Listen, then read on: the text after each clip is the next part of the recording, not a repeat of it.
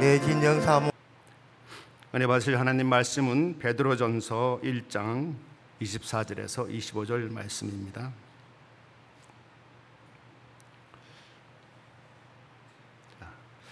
짧기 때문에 성도님과 제가 같이 합독하겠습니다. 시작. 그러므로 모든 육체는 풀과 같고 그 모든 영광이 풀의 꽃과 같으니 풀은 마르고 꽃은 떨어지되 오직 주의 말씀은 세세토록 있도다 하였으니 너희에게 전한 복음이 곧 이 말씀이니라. 아멘. 할렐루야. 우리 하나님의 사랑과 희락과 화평이 우리 성도님들 위에 가득하시기를 예수님 이름으로 축원합니다. 아멘. 오늘 말씀의 제목은 사람이 꽃과 다른 것은입니다. 사람이 꽃과 다른 것은입니다.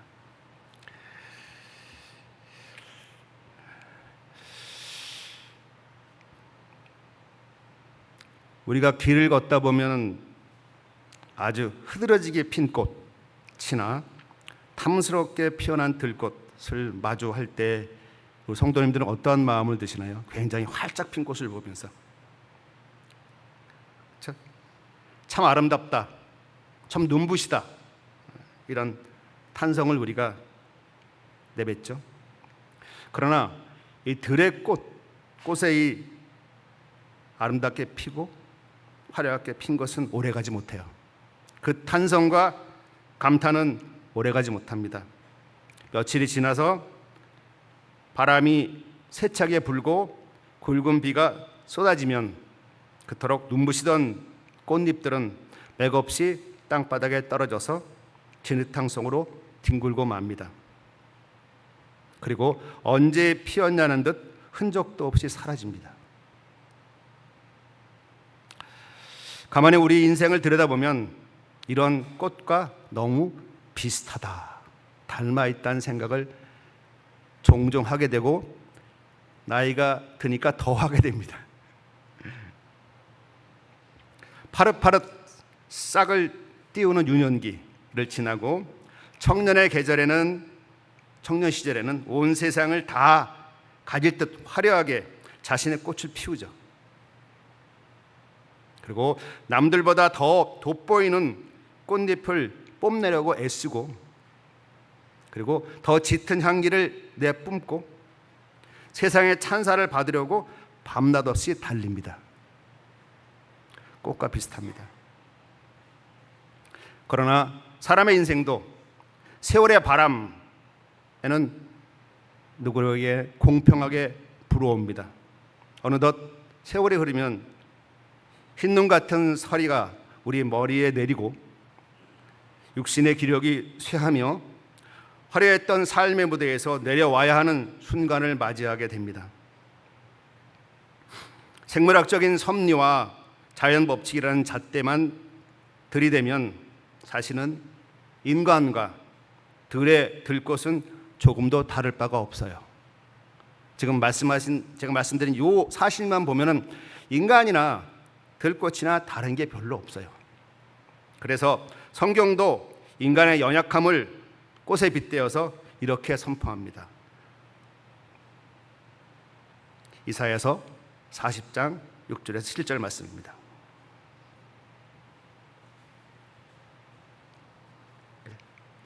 안 보여요? 제가 봉독해 드리겠습니다. 말하는 자의 소리여 가로되 외치라. 대답하되 내가 무엇이라 외치리이까. 가로되 모든 육체는 풀이요 그 모든 아름다움은 들의 꽃 같으니 풀은 마르고 꽃은 시듬은 여호와의 기운이 그 위에 불미라. 이 백성은 실로 풀이로라. 이렇게 말씀해요. 모든 육체는 풀이요 그 아름다움은 들의 꽃과 같다 하고 말씀한 거세요. 성도님들, 성경이 우리에게 인간의 유한함을 말씀하시는 이유가 무엇인가요? 인생은 덧없으니까 허무하게 살다 가라, 이 말인가요? 아니죠. 이런 냉소적인 체험을 가르치기 위한 것이 아닙니다. 결코 아닙니다. 성경은 처음부터 끝까지 우리 인간을 향해서 놀라운 진리를 이렇게 외칩니다. 너희는 결코 피었다 지는 한낱 꽃으로 끝날 존재가 아니다. 꽃같이 똑같지만 그러나 다르다. 오늘 설교를 통해서 저 성도님들 모두가 사람과 꽃 사이의 근본적인 차이가 무엇인지를 깨달아서 세상 속에 화려하게 피려는 꽃을 따라 사는 사람이 아니라 말씀 속에서 예수 그리스도처럼 생명을 낳는 하늘의 미랄처럼 하늘의 성도가 되시길 예수님 이름으로 축원합니다. 제가 이 설교를 택한 가장 큰 이유가 뭐냐면요, 우리가 세월이 갈수록 우리의 생각이 꽃 같아져요. 왜냐면 기력이 없어지고 힘이 없어지니까 생각이 꽃 같아져요. 말씀을 따라가는 게 아니라 쇠해진 기력, 아픈 몸, 이걸 따라가게 돼요. 그냥 둬버리면, 우리가 열심히 하나님을 쫓고 말씀을 쫓지 않으면 그냥 따라가 보게 돼요. 그걸 제가 느끼겠더라고요. 그래서 우리는 꽃처럼 똑같이 그렇게 하지만 그러나 다르다. 그 다른 것 세 가지를 명확히 말씀드리겠습니다. 그러니까 그걸 꼭 마음에 두시고 우리는 꽃 같지만 그러나 꽃과 다르다 하는 걸 명확하게 깨닫고 사시는 성도님 되시길 축원합니다. 먼저 첫 번째 다른 게요, 설계 원형이 달라요. 설계 원형. 설계 원형이란 뭐냐면 만들 때에 무엇으로 어떻게 만들었냐, 그게 달라요. 그래서 꽃은 각기 종류대로, 우리 사람 어떻게 만들었죠? 흙으로 만들었지만 하나님 형상대로, 똑같은 대로인데 각기 종류대로고, 우리는 무슨 형상? 하나님 형상대로. 그래서 흙으로 만들어졌기 때문에 흙의 속성이 있어요. 똑같이 화려하게 피려고 그러고 자기 자랑하려고 그러고 막 화려하게 피려고 그러고 막 자기를 위해서 하려고 하는 속성이 있어요. 그러나 하나님의 형상이 있기 때문에 하나님의 형상 따라 살려는 그러한 속성이 있어요. 창세기 1장을 보면은 창세기 1장에 천지창조의 웅장한 과정을 묘사하고 있죠. 셋째 날 바로 하나님께서 땅에 식물을 만드세요.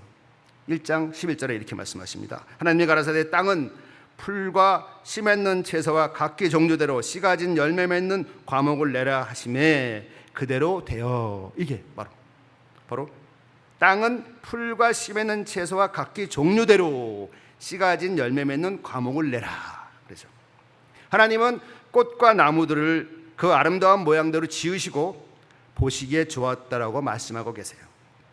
꽃은 바로 창조주의 섬세한 솜씨와 신성을 드러내는 귀한 피조물이에요. 그러나 꽃을 지으실 때와 사람이 지으실 때 그 창조의 방식은 근본적으로 달라요. 바로 여섯째 날 바로 우리 사람을 만드십니다. 하나님께서 인간을 지으실 때 이렇게 말씀하세요. 창세기 1장 26절과 27절에 하나님이 가라사대 우리의 형상을 따라 우리의 모양대로 우리가 사람을 만들고 그로 바다의 고기와 공중의 새와 육축과 온 땅과 땅에 기는 모든 것을 다스리게 하자 하시고, 하나님이 자기 형상 곧 하나님의 형상대로 사람을 창조하시되 남자와 여자를 창조하시고, 이렇게 말씀하고 계세요. 성경에 등장하는 수많은 피조물 가운데서 삼위일체 하나님께서 거룩한 회의를 여시고 그 회의의 결론에 우리 형상을 따라 지으신 존재는 오직 사람밖에 없어요. 그러니까 창조를 하실 때 회의하셨어요. 회의하셔가지고 삼위일체 하나님 회의하셔서 우리의 형상을 따라 인간을 만들자 하고 한 게 우리 인간이에요. 그러니까 꽃과 인간은 벌써 시작이 달라요. 꽃은 하나님이 만드신 자연의 일부로서 하나님의 아름다움을 보여주는 수동적인 존재예요. 그래서 꽃은 계절의 순환을 따라 피고 지며 본능의 법칙을 따라 움직입니다. 본능. 피고 또 화려하게 꽃 피고 지고 하는 본능. 그러나 사람은 다릅니다. 사람은 본능에 따라 움직이는 존재가 아니라 사람은 창조주 하나님과 눈을 맞추며 대화하고, 왜? 하나님께서 하나님의 형상대로 만드신 가장 큰 이유가 하나님 형상대로 만들어야지 하나님과 우리와 대화할 수 있기 때문에 그런 거예요. 하나님 대화하시기 위해서 하나님 형상대로 만드신 거예요. 눈 맞추며 대화하고 그분의 거룩하심과 공의를 닮아가며 그분과 사랑의 언약을 맺은 유일한 인격적 파트너예요. 인격적 파트너로 지으신 게 바로 우리 인간이에요. 인격적 파트너. 하나님과 인격적 파트너예요. 우리는 영으로 교통하는. 다르죠. 창세기 2장 7절에 이 차이에 대해서 선명하게 이렇게 말씀합니다. 여호와 하나님이 흙으로 사람을 지으시고 생기를 그 코에 불어넣으시니 사람이 생명이 된지라. 이것도 다른 거예요. 꽃도 흙에서 났고 인간의 육체도 흙에서 빚어졌어요. 물리적인, 즉 물질적인 재료는 같아요. 같은 흙이에요. 그러나 하나님은 인간에게 그 코에 생기를 불어넣으세요. 하나님은 꽃의 코에다가 당신의 숨결, 곧 르하드, 생기를 불어넣지 않으셨어요. 오직 사람의 코에만 하나님의 영을 불어넣으셨어요. 그게 바로 다른 거예요. 그 영이 바로 성령이세요. 흙과 흙에 불과했던 존재를 그 코에 생기를 넣으셔서 영적인 존재로 만드셨어요. 그게 바로 생명, 네페시 하예요. 그게 인간이에요. 달라요. 똑같은 피조물이지만 그 설계의 원형이 달라요. 꽃은 각기 종류대로 만들어졌고 우리는 무슨 모양대로? 하나님의 형상대로 만들어진 게 바로 우리 인간이에요. 그렇기 때문에 전도서 3장 11절에 이렇게 말씀하고 계세요. 하나님이 모든 것을 지으시되 때를 따라 아름답게 하셨고 또 사람에게 영혼을 사모하는 마음을 주셨으니라. 그러나 하나님의 하시는 일의 시종을 사람으로 측량할 수 없게 하셨도다. 여기다 보면 또 사람에게 영혼을 사모하는 마음을 주셨느니라. 꽃은 시들어 떨어질 때 자신의 유한함을 슬퍼하거나 내세를 고민하지 않아요. 그렇죠? 꽃은 생각을 못해요. 하지만 인간은 생각을 합니다.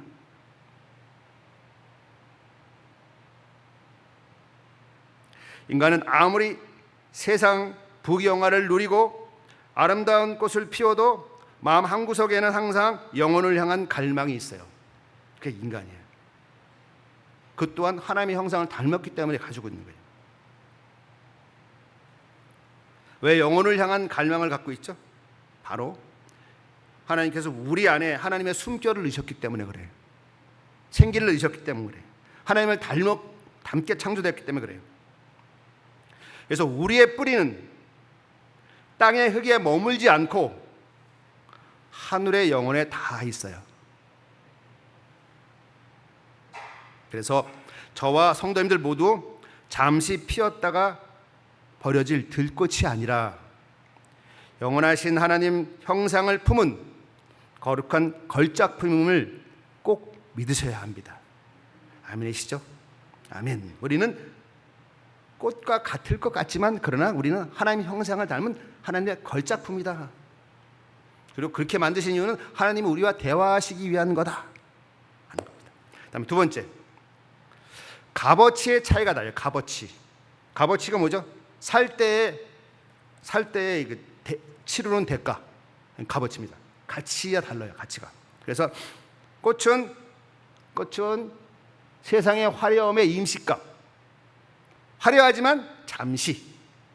그렇지만 사람은 예수의 생명으로 얻은 영원한 값. 예수 생명의 영원한 값. 달라요. 자연에서 꽃의 역할은 명확합니다. 꽃은 벌과 나비를 불러서 씨앗을 맺고 나면 스스로 부스러져 다른 생명을 위한 걸음이 됩니다. 계절의 순환을 유지하기 위해 자신을 소모시키는 것이 바로 꽃의 생리죠. 다시 썩어지는 거. 그래서 마태복음 6장 30절에 들풀은 오늘 있다가 내일 아궁이에 던지는 소모품 같다 이렇게 말해요. 그러나 하나님께서는 우리 인간을 대하실 때 이렇게 들풀처럼 소모품으로 대하지 않으세요. 오히려 하나님은 그 시들어가는 인간을 살리시기 위해서 상상할 수 없는 큰 구속의 값을 치르십니다. 우리 썩어져가고 죽어져가는 우리의 심령, 우리의 존재를 위해서 그냥 두지 않으시고 상상할 수 없는 큰 구속의 값을 치르세요. 그래서 하나님은 시들어가는 꽃, 즉 우리의 인간을 구원하시기 위해서 독생자를 보내셨어요. 그게 바로 우리 인간의 값어치, 인간의 가치예요. 우리의 가치예요. 우리 그리스도인의 가치예요. 우리는 어떤 가치가 있다? 하나님의 예수 그리스도의 생명값으로 존재하는 값이 있는 거예요. 우리가 하나님의 자녀가 될 수 있는 것은 바로 예수님께서 그 생명값을 치르시기 때문에 그렇다. 빌립보서 2장 6절과 8절에 이렇게 말씀하고 계십니다. 그는 근본 하나님의 본체시나 하나님과 동등됨을 취할 것으로 여기지 아니하시고 오히려 자기를 비워 종의 형체를 가져 사람들과 같이 되었고 사람의 모양으로 나타나셨으니 자기를 낮추시고 죽기까지 복종하셨으니 곧 십자가에 죽으심이라.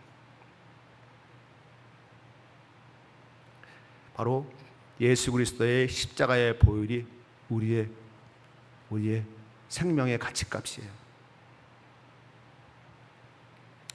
하지만 성도님들, 세상은 우리의 가치, 여러분의 가치를 어떻게 평가하시나요? 세상에 나가면 나의 가치를 어떻게 평가하죠? 여성분들은 내 얼굴이 얼마나 예쁜가, 외모 중요하죠. 그리고 내가 가진 학벌, 스펙이 얼마나 화려한가, 이런 걸로 가치를 따져요. 얼마나 배웠냐, 얼마나 갖고 있냐, 얼마나 이쁘냐, 그 다음에 내 통장의 잔고가 얼마냐, 이런 걸로 가치를 따져요. 그리고 얼마나 세상의 사람들의 존경을 받느냐. 그래서 세상은 끊임없이 외형적인 꽃잎의 크기와 색깔로 사람들에게 값을 매깁니다. 그래서 꽃잎이 조금이라도 시들면 쓸모없는 존재라며 외면해 버립니다. 우리 인기가 있는 연예인들이나 인기 스타들 보면 보이죠? 막 화려하게 꽃 피고 화려한 스포트라이트 받다가 인기가 사라지면 쫙 시들어 버립니다. 그게 세상이에요. 그게 세상의 평가입니다. 그러나 하나님의 계산법은 다릅니다. 하나님께서는 우리를 보실 때에 통장의 잔고나 사회적 지위로 보시지 않으십니다. 오직, 그럼 뭘로 보냐? 오직 십자가에 달리신 예수 그리스도의 목숨 값으로 우리를 보세요. 뭐로 본다고요? 통장 잔고, 외모가 아니라 사회적 지위가 뭐로 본다고요? 우리를 위해 십자가에 못 박혀 돌아가신 그 예수 그리스도의 목숨 값으로 우리를 보시는 거예요. 이해하시겠어요? 얼마나 소중하겠어요? 그 목숨 값으로 우리를 보시는 거예요. 하나님은 예수 그리스도의 생명 값으로 우리를 바라보고 계시는 거예요. 그게 바로 하나님의 계산법이에요. 꽃은 시들면 꺾여져서 어디로 가죠? 쓰레기통에 던져집니다. 그렇죠? 꽃은 화려하지만 시들면 꺾여져서 쓰레기통에 던져져요. 죄와 허물로 시들어버린 인간은 어떻게 돼요? 예수 그리스도의 보혈로 씻겨져서 어떻게 되죠? 하나님의 영원한 보좌 앞으로 나아가는 존재가 되는 거예요. 예수 그리스도의 보혈로 씻겨져서 하나님의 영원한 보좌 앞에 나가는 존재가 되는 것이 바로 우리예요. 이 시간 저와 성도님들 모두 사람의 가치가 변하여 사라지는 세상의 찬사에 있지 않고 영원한 예수 그리스도의 피값에 있음을 굳게 믿는 하늘의 성도가 되시길 예수님 이름으로 축원합니다. 예수님 피값으로 우리를 보기 때문에 하나님께서 보시는 우리는 얼마나 귀하겠어요. 여러분 한 분 한 분 다 귀하신 분들이에요. 하나님 앞에 귀하신 분들입니다. 세 번째입니다. 꽃과 인간이 다른 것은 먼저 목적과 종착점이 차이가 나요. 목적과 종착점, 그 존재하는 목적과 종착점이 차이가 있다. 꽃에게 있어서 들꽃에게 있어서 최고의 절정은 언제이죠? 최고의 절정. 꽃이 최고의 절정일 때가 언제예요? 확 필 때, 그렇죠? 그렇죠? 모든 꽃잎을 활짝 필 때, 바로 개화의 순간이 절정의 순간이에요.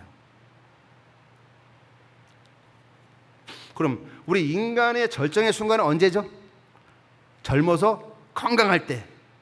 이러면 뭐가 같아요? 꽃과 똑같은 거예요. 그럼 내가 젊었을 때 생각하면 꽃과 똑같은 거예요. 그럼 우리 인간의 사람의 절정은 언제죠? 우리 성도님들 생각하시잖아요. 아, 내가 젊었을 때 좋았어.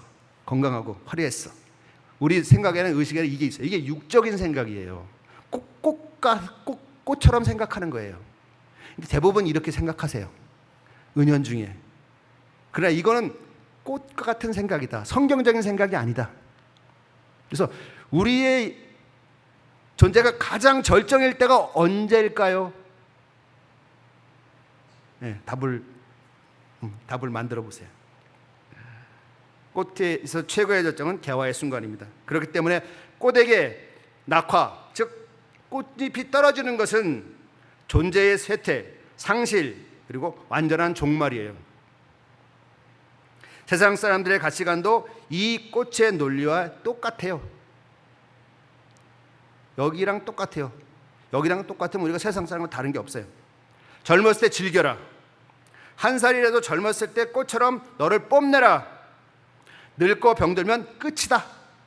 이렇게 생각하는 거예요. 개화에만 집착하기에 노화가 오고 고난이 닥치면 삶 전체가 무너지는 절망을 맛보게 되는 거예요. 그러나 예수 그리스도께서는 우리에게 그분이 가르쳐 주신 복음은 세상의 논리와 정면으로 대치합니다. 요한복음 12장 24절에 이렇게 말씀하고 계세요. 내가 진실로 진실로 너희에게 이르노니 한 알의 미랄이 땅에 떨어져 죽지 아니하면 한 알 그대로 있고 죽으면 많은 열매를 맺느니라. 세상은 너 자신이라는 꽃을 화려하게 피워라 하고 부추겨요. 하지만 주님은 말씀을 통해서 어떻게 말씀하고 계시죠? 십자가 앞에서 자신을 깨뜨리고 하늘의 미랄로 섬겨라. 어떻게 하는 거예요? 십자가 앞에서 자신을 깨뜨리고 하늘의 미랄로 섬겨라. 이렇게 말씀. 하늘의 미랄이 되라. 나를 위해 막 꽃 피우려고 막 하지 말고 십자가 앞에서 내 자신을 깨뜨리고 하늘의 미랄이 되라. 이렇게 말씀하고 계세요. 이게 그리스도의 삶이에요. 그리스도인의 삶이에요. 그리스도인의 삶은 화려하게 피었다가 허무하게 지는, 그러니까 낙화, 꽃이 떨어지는 궤적의 삶이 아니에요. 우리의 육체가 쇠잔해져서 우리가 하나님의 뜻 앞에서 나 자신을 깨뜨려 섬길 때, 우리 육체가 쇠잔해져도 우리가 하나님 뜻 앞에서 나 자신을 깨뜨려 섬길 때 비로소 내 안에 계신 예수 그리스도의 생명이 비로소 싹트기 시작하는 거예요. 거꾸로죠. 거꾸로. 우리의 육신이 오히려 연약하고 쇠퇴했을 때, 오히려 하나님 뜻 앞에서 나 자신을 깨뜨리고 섬길 때, 그때 비로소 내 안에 계신 예수 그리스도의 생명이 비로소 싹트기 시작되는 거예요. 영적으로도 풍성해질 수 있다는 겁니다. 오히려 육신이 연약하고 오히려 우리 속사람이 더욱 새롭게 될 수 있다는 거예요. 사도 바울은 고린도전서 4장 16절에 이렇게 말씀하고 계십니다. 그러므로 우리가 낙심하지 아니하노니 겉사람은 후패하나 우리의 속은 날로 새롭도다. 이래서 이 말씀을 하는 거예요. 겉사람은 후패하나 우리의 속은 날로 새롭도다. 이렇게 말씀할 수 있고, 이렇게 이게 진리가 되려면 내가 꽃과 같으면 안 돼요. 꽃 같으면 안 돼요. 꽃 같지 않고 뭐가 같아요? 하나님의 형상을 닮은 자, 그리고 예수 그리스도의 피값으로 산 자가 돼야 되는 거예요. 그리고 기꺼이 내 자신을 깨트려서 나를 썩게 해서 하늘의 미랄이 될 수 있어야 되는 거예요. 예수 그리스도께서 모든 인류의 생명을 공헌하시기 위해서 자신이 죽으신 것처럼 하늘의 미랄. 꽃잎이 떨어져야 시랑이 맺히고 탐스러운 가을 열매가 맺히듯이 성도에게 있어서 육신의 연약함과 노년의 시간은 소멸되는 게 아니에요. 썩어질 껍데기가 벗겨지고 영혼이 썩지 아니할 부활의 영광으로 나가는 거룩한 과정이에요. 오히려 거꾸로. 그래서 베드로전서 1장 23절에 이렇게 말씀하고 계십니다. 우리가 거듭난 것이 썩어질 씨로 된 것이 아니요 썩지 아니할 씨로 된 것이니 하나님의 살아있고 항상 있는 말씀으로 되었느니라. 사람은 바람에 흩날려 버릴 꽃잎이 아니에요. 썩지 아니할 말씀의 씨앗을 품고 장차 영원한 하나님 나라에서 영생의 열매를 맺을 부활의 생명이에요. 이 시간 저와 성도님들 모두 잠시 피었다가 지는, 그리고 바람에 흩날려 버릴 꽃잎이 아니라 썩지 아니할 하나님 말씀의 씨앗을 마음에 품고 장차 영원한 하나님의 나라에서 영생의 열매를 맺는 부활의 생명이 되시기를 예수님 이름으로 축원합니다. 정리하겠습니다. 자, 그러면 우리는 꽃과 같은데 다르다. 뭐다? 우리는 하나님 형상을 닮은 꽃이다 생각하시면 돼요. 그 다음에 두 번째 뭐예요? 우리는 예수 그리스도의 생명값, 즉 십자가의 보혈을 그 피값으로 산 꽃이다. 세 번째 뭡니까? 우리는 썩어져서 없을 존재가 아니라 부활의 꽃이다. 부활할 꽃이다. 부활의 꽃. 그 다음에 또 네 번째 마지막 뭐죠? 우리는 없어질 존재가 아니라 뭐예요? 영생의 꽃이다. 영생의 꽃이다. 꽃은 꽃이 영생의 꽃이에요. 어디? 나중에 부활한 다음에 하나님 앞에 가서 평가받고 새하늘과 새 땅에 들어갈 영생의 꽃이에요.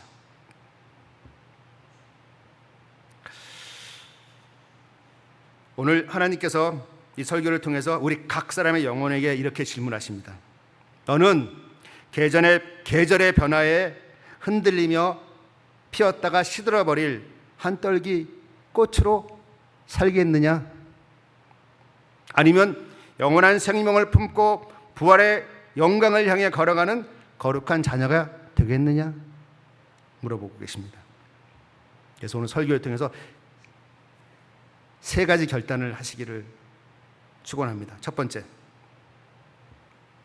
자, 내가 따라가던 헛된 꽃잎들을 미련 없이 털어버리게 하소서. 뭔지 아셨죠?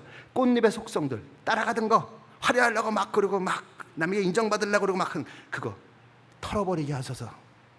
그래서 젊음의 자랑, 세상의 타이틀, 사람들의 인정과 박수는 시간이 지나면 한 줌의 먼지처럼 흩어질 풀의 꽃과 같아요. 금세 말라버릴 외형적 껍데기를 가꾸느라 정작 하나님 앞에서 살아가야 할 영혼, 우리의 영혼을 방치하지 마시기 바랍니다. 영혼이 변치 않는 하나님의 말씀과 영원한 언약 위에 우리의 인생을 뿌리는 그러한 여러분 되시기를 축원합니다. 두 번째, 두 번째 있습니다. 시들어가는 환경과 육체의 연약함 속에서 낙심하지 말고 영원한 생명을 바라보십시오. 내가 자꾸 늙어가고 환경이 나빠지더라도 그 연약감 속에서 낙심하지 마시고 오히려 겉사람은 후피하나 속사람은 날로 새롭게 되는 그 영원한 생명을 바라보시기 바랍니다. 혹시 지금 질병과 노화로 인해 혹은 실패와 깊은 고난으로 인해서 내 인생의 꽃들이 하나 둘 떨어져 나가는 것 같은 고통을 느끼고 계십니까? 성도님들, 낙심하지 마십시오. 그것은 인생의 끝이 아닙니다. 하나님께서 우리를 영원한 생명의 열매로 빚어가시기 위해서 겉사람의 껍데기를 깨뜨리시는 거꾸로 은혜의 시간입니다. 거꾸로 은혜의 시간입니다. 그래서 낙화의 아픔 너머에 예비된 부활의 새아침을 믿는 믿음의 눈을 가지시기를 바랍니다. 세 번째, 자, 하늘의 미랄이 되어 십자가의 사랑을 세상에 심으십시오. 누구처럼? 예수님처럼. 하늘의 미랄이 돼서 십자가의 사랑을 세상에 심으셔야 돼요. 꽃은 스스로의 아름다움을 과시하기 위해 자신을 위해 핍니다. 그러나 우리 그리스도인은 자신을 위해 피는 게 아니에요. 하나님을 위해 피는 거예요. 예수 그리스도를 위해 피는 거예요. 그리스도인은 남을 위해 자신을 내어주는 하늘의 미랄로 부름받은 사람들이 바로 우리예요. 가정에서, 일터에서, 교회에서 나의 주장과 자존심이라는 꽃잎을 내려놓고 주님처럼 겸손히 무릎 꿇고 이웃을 섬기고 복음의 향기를 흘려보내십시오. 내가 그리스도 안에서 깨어지고 섬길 때 죽어가는 영혼들이 살아나고 하나님 나라가 확장되어집니다. 우리는 꽃과 다릅니다. 우리는 하나님의 형상으로 지음받은 거룩한 존재요, 예수 그리스도의 피값으로 구원받은 보배로운 존재요, 장차 영원한 부활의 영광을 누릴 영생의 존재입니다. 잠시 피었다 지는 세상의 헛된 꽃잎을 쫓지 않고 영원하신 주님의 손을 꼭 붙잡고 날마다 속사람을 새롭게 하며 살아가는 복된 성도님 되시길 예수님으로 축원합니다. 아멘. 네. 자, 기억하세요? 무슨 꽃이다? 하나님 형상 닮은 꽃이다. 무슨 꽃이다? 예수님의 십자가의 보혈로 산 꽃이다. 그 다음에 부활할 꽃이다. 아니면 뭐예요? 영생할 꽃이다. 꼭 기억하시기 바랍니다. 자,